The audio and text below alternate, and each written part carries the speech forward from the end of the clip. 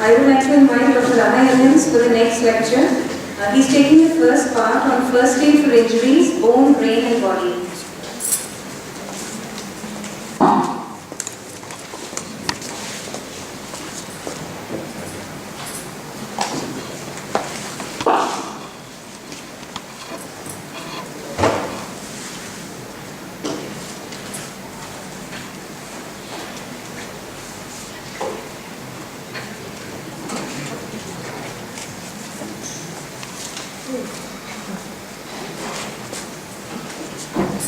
नमस्कार, आप लोगों का हार्दिक अभिनंदन और स्वागत है इस गोष्ठी में।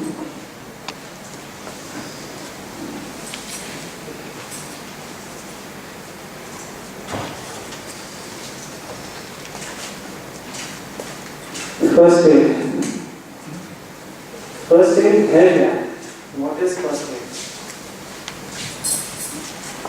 आज की इस संदर्भ में अगले आने वाले कुछ क्षणों में हम जिस फर्स्ट एड से के बारे में बात करेंगे और आज मैं आपसे जिस विषय में बात करूंगा वो एसेंशियली चोट लगने के बाद एक चोटग्रस्त व्यक्ति से संबंधित और जुड़ी हुई फर्स्ट एड की बात करेंगे। तो फर्स्ट एड है क्या?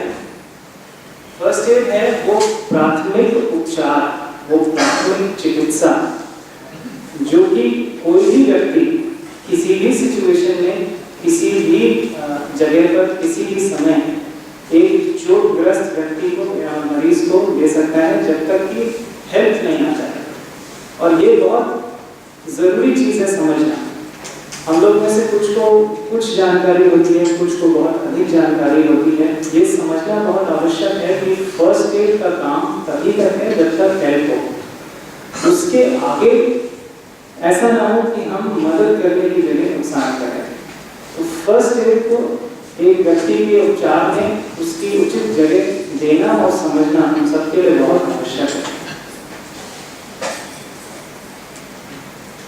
क्या नियम है जिसके बिना पर हम फर्स्ट एड की बात करते हैं?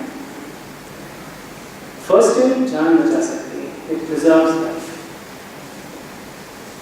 कोई चोटग्रस्त व्यक्ति को जो चोट उसे लगी है उससे अधिक नुकसान ना हो, ये जो फर्स्ट एड का उद्देश्य है। दर्द में आराम हो, बहुत सारी परेशानियां और बहुत सारे रिएक्शंस ये व्यक्ति के तकलीफ में और दर्द में होने से होते हैं। और खास करके जिसकी हड्डी में चोट हो या हड्डी टूटी हुई हो, ऐसे व्यक्ति को आप में से जिसकी भी हड्डी में चोट आई होगी उनको ज्ञान होगा कि दांत का दर्द और हड्डी में दर्द, हड्डी टूटने का दर्द, ये जीवन के दो बहुत मेजर चोट लगने के दर्दों से संबंधित विषय हैं। जो चोट लगी है उसको और नुकसान ना पहुंचे और समझदारी और रिएश्योरेंस देते रहना बहुत आवश्यक है। जीवन कैसे बचाएं और किसका बचाएं? बहुत आवश्यक है ये समझना कि प्रिजर्व लाइफ में हम हमारा फर्स्ट एड के समय उद्देश्य क्या है। जो चोटग्रस्त व्यक्ति है उसको अधिक चोट ना पहुंचे और उसको उचित रूप से हेल्प आने तक ले जाया जा सके। जो वहां खड़ा देख रहा है, जो ना की मदद कर पा रहा है और शायद खुद भी चोटिला है, उसको संभालना, बाईस्टैंडर को संभालना बहुत जरूरी है। और जो रेस्क्यू कर रहा है उसको चोट ना लगे, ये बहुत आवश्यक है। क्योंकि ऐसा ना हो कि हम चोटग्रस्त व्यक्ति को बचाने के लिए जाएं और उस प्रोसेस में किसी दूसरे को भी नुकसान पहुंचाएं और अपने को स्वयं नुकसान पहुंचाएं। तो वो जो फर्स्ट एड और हेल्प मिलनी है उसमें एक की जगह 3 गुना ज्यादा लोड दे देगी। क्या उद्देश्य है एक प्राथमिक उपचार या प्राथमिक चिकित्सा देने के? ठीक, दर्द ना हो मरीज को, जितना दर्द ऑलरेडी है उससे ज्यादा दर्द ना हो, जो चोट लगी है उससे ज्यादा नुकसान ना पहुंचे।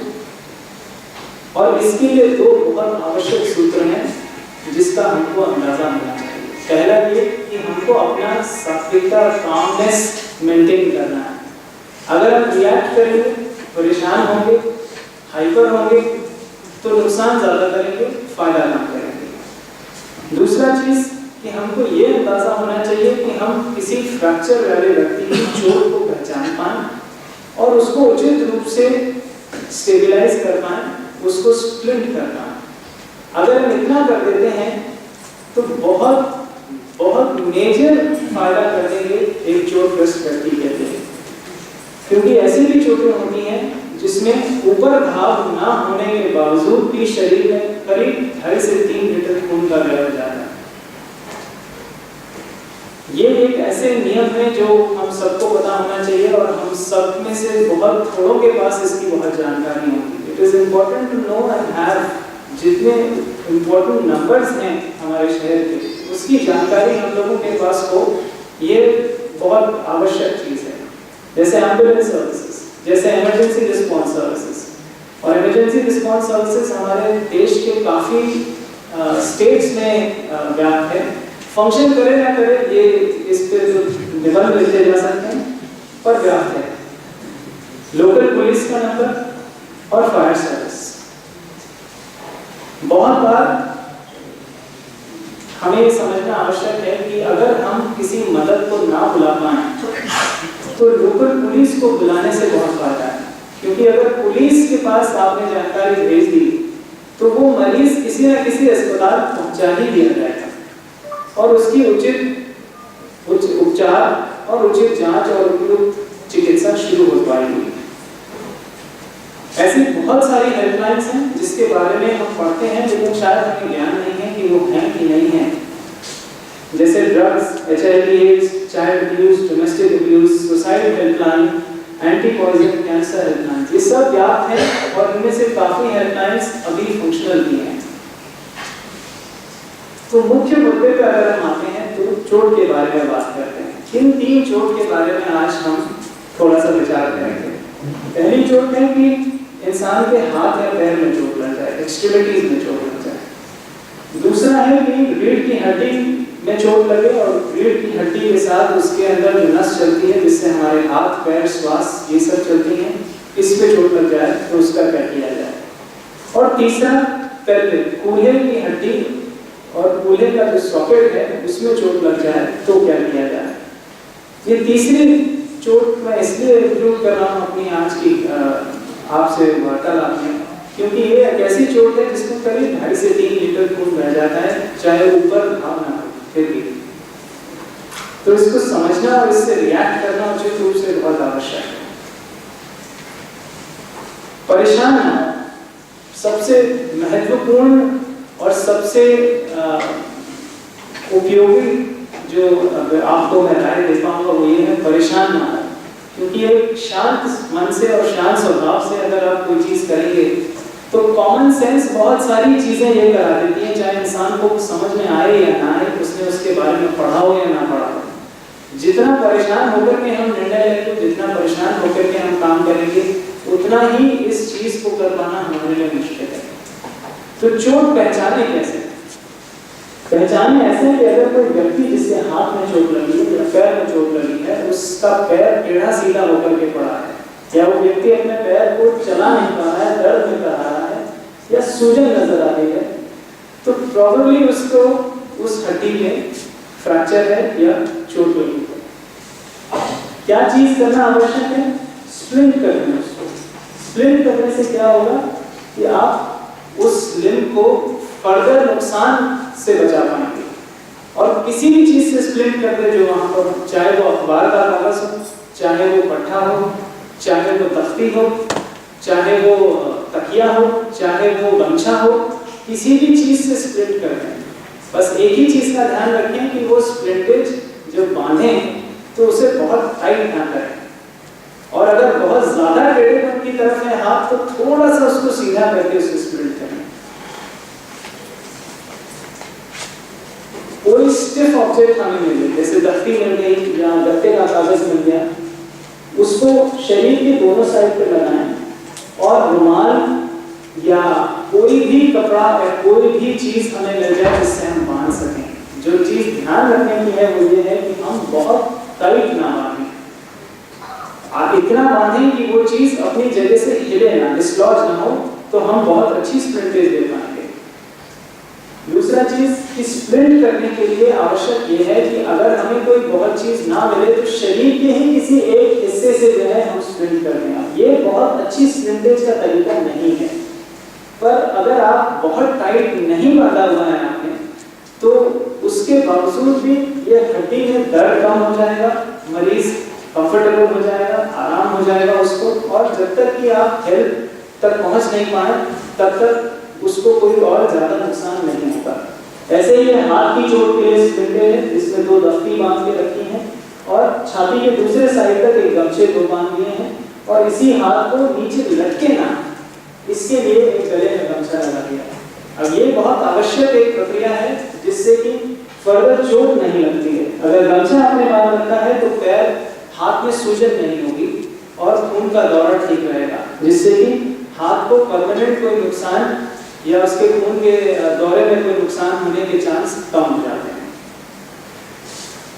पैर में क्या करें? पैर में एक नियम है जो कि हम अपने मेडिकल स्टूडेंट्स को भी पढ़ाते हैं, और ये एक कॉमन सेंस है कि जो मांसपेशियां किसी एक शरीर के हिस्से में आकर के लगती हैं, वो जरूरी नहीं है कि उसी हिस्से पे निकलती हैं और वहीं लगती हैं। ये मांसपेशियां ऊपर से निकलती हैं और शरीर के एक जोड़ को पार करके दूसरे जोड़ के पार जाकर के लगती हैं। तो जो हम स्प्लिंट करते हैं तो उसमें अगर इस जगह पे चोट है तो हम उसका घुटना और उसका एंकल, उसका टखना दोनों को स्प्लिंट करें, एक जोड़ ऊपर और एक जोड़ नीचे। ये एक ऐसा नियम है जिसको हम फॉलो करें तो बहुत अच्छा स्प्लिंटेज का जरिया ना होने के बावजूद भी बहुत नुकसान बचाता है। और कुछ भी ना मिले तो एक तकिया ले लें और तकिए को उस पार्ट के चारों तरफ लपेट करके उसको किसी भी सूत्र से एंकर कर दें। जैसे मैंने अभी बताया, अखबार बहुत अच्छा एंकर करने का एक जरिया है। बस स्प्लिंटेज करने के टाइम एक चीज का ध्यान रखें कि आपकी स्प्लिंट बहुत टाइट ना हो। बहुत ज्यादा करने की जगह हम उसको नुकसान ज्यादा कर देंगे। और कैसे पता चलेगा कि स्प्लिंटेज बहुत टाइट नहीं है? मरीज को झुंझुनाहट शुरू हो जाएगी, उसका दर्द बढ़ जाएगा, उसके हाथ पैर ठंडे पड़ने लगेंगे जहां पर आपने स्प्लिंटेज बांधी है उसके नीचे के हिस्से में। और अगर आप देखेंगे, और देखना भी है तो अगर हाथ से देखना है तो हाथ पाम से ना देखें, पीछे वाले हिस्से से देखें, क्योंकि इसकी सेंसिटिविटी ज्यादा है। तो अगर स्प्लिंटेज के ऊपर वाले हिस्से को आपने रखा है और उसका तापमान आपने देखा कि ज्यादा नॉर्मल है शरीर के तापमान की तरह, और उसके नीचे देख रहे हैं कि लिम्फ ठंडा पड़ रहा है, तो मतलब आपका स्प्लिंट थोड़ा टाइट होने का गुंजाइश है। उसको देखें, एडजस्ट करें और ठीक कर दें। और सूजन अगर आ गई है आपकी स्प्लिंट के नीचे तो इसका मतलब उसका खून के दौरे में कुछ दिक्कत हो रही है, तो आप अपना स्प्लिंटेज जो आपने बांधा है उसको एडजस्ट करें। ये काम ट्रांसफर करने के टाइम भी बहुत इंपॉर्टेंट है। ऐसा नहीं है कि मरीज एक बार पुलिस को पकड़ा दिया तो पुलिस ने ये सोच लिया कि अभी 10 मिनट का रास्ता है, हम अस्पताल पहुंच ही जाएंगे, या जिसकी गाड़ी में ट्रांसफर कर रहे हैं 10 मिनट का रास्ता है पहुंच जाएंगे, और इन चीज़ों का ध्यान ना रखें। क्योंकि डैमेज एक बार अगर हो गया तो उसको वापस लाना थोड़ा सा मुश्किल है। इसलिए रास्ते में जब तक अस्पताल ना पहुंचे या जब तक एम्बुलेंस नहीं आ जाती है तब तक इन चीज़ों का ध्यान रखना बहुत आवश्यक है। हाथ हम सभी को प्यारे हैं, हाथ पैर की मूवमेंट से हमारे जीवन के बहुत सारे काम जुड़े हुए हैं, इसलिए अगर वो ना चले तो बहुत दिक्कत है। पहचानेंगे कैसे भी चोट कर सकती है। कोई भी बेहोश व्यक्ति दिखे तो ये अज्यूम करें, ये मान के चलें कि ऐसा तो नहीं है कि उसकी गर्दन की रीढ़ की हड्डी में चोट है या उसकी कमर की रीढ़ की हड्डी में चोट है।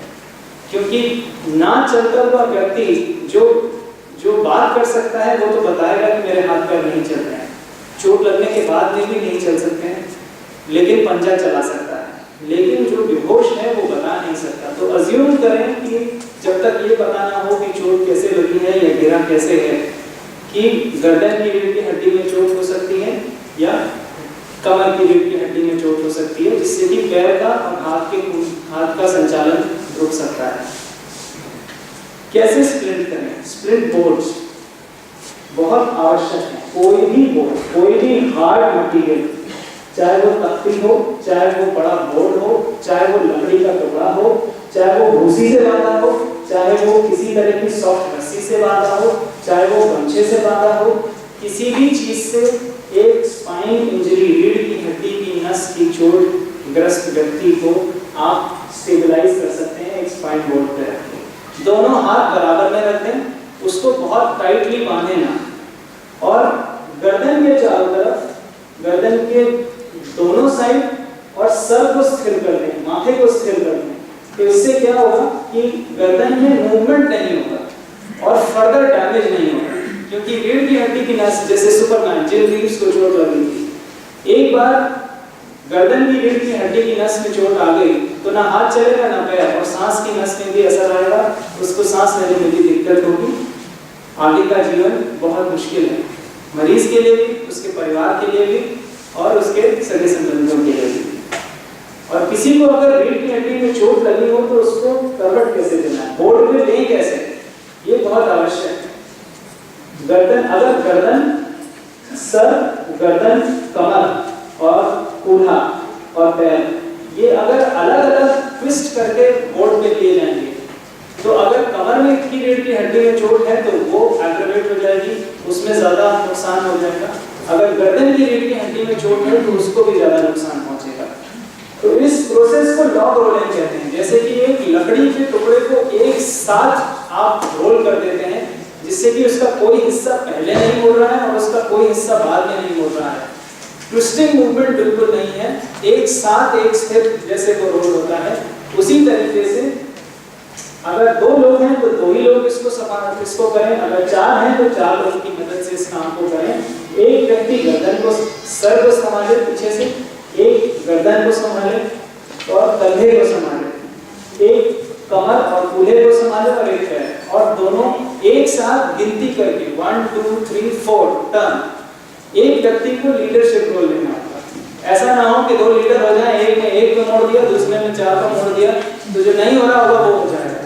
इसलिए एक व्यक्ति लीडरशिप रोल ले, वो गिनती करे ये पोजीशन लेने के बाद में 1 2 3 4 टर्न या 1 2 3 टर्न, और टर्न कहने पर सब एक साथ रोल करें, तब बोर्ड पे लेना है इसको। रोड पे पड़ा हुआ व्यक्ति है, कॉन्शियस है या नहीं है, उसको चोट लगी है, अगर ये अंदाजा आपको पता है कि उसके पेशाब के रास्ते से खून आ रहा है या उसके पेट पे जो है थोड़ा सा खून जैसा डिस्कलरेशन है, तो ये मान के चलें कि उस व्यक्ति को बहुत गंभीर चोट है और उसको काफी ब्लीडिंग हो चुकी है। और अगर कूल्हे की हड्डी में चोट है तो इतना ही दुखने में आप ये सोच लें कि उस मरीज को करीब 2.5 लीटर तक खून का लॉस हो चुका है। ऐसा व्यक्ति अस्पताल पहुंचना और उसके अस्पताल में रिससिटेशन शुरू होना बहुत आवश्यक है। और उसके लिए पोजीशन कैसे करें मरीज को, मरीज का पैर सीधा हो और दोनों पंजे अंदर की तरफ घूमे हुए हों और किसी भी चीज से उसको स्ट्रैप कर दें। और एक बहुत साधारण कपड़ा, कोई भी कपड़ा, चादर, गमछा, किसी भी प्रकार का सिंपल कपड़ा, एक शर्ट, उसी की शर्ट, अगर वो बनियान पहना है तो उसी से उसको सीधा करें,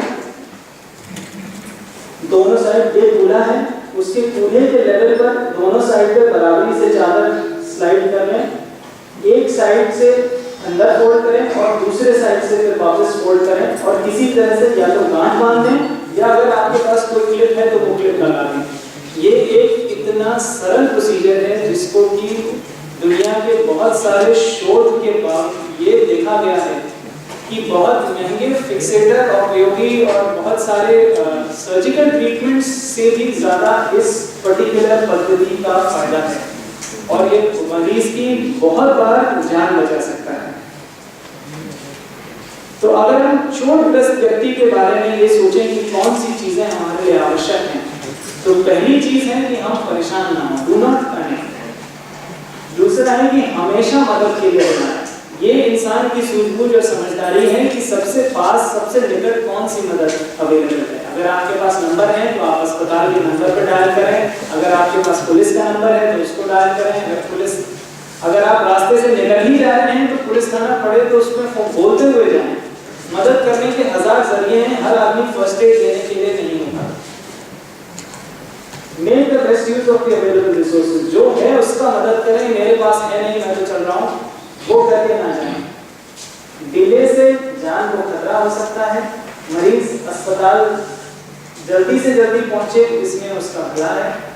और फर्स्ट एड समझने में सबसे बड़ी बुद्धिमानी ये है कि वो तभी तक होती है जब तक कि हेल्प ना आ जाए। जिस मिनट हेल्प आती है फर्स्ट एड उस समय खत्म होती है। प्राथमिक उपचार हेल्प आने तक ही सीमित है। Thank you very much.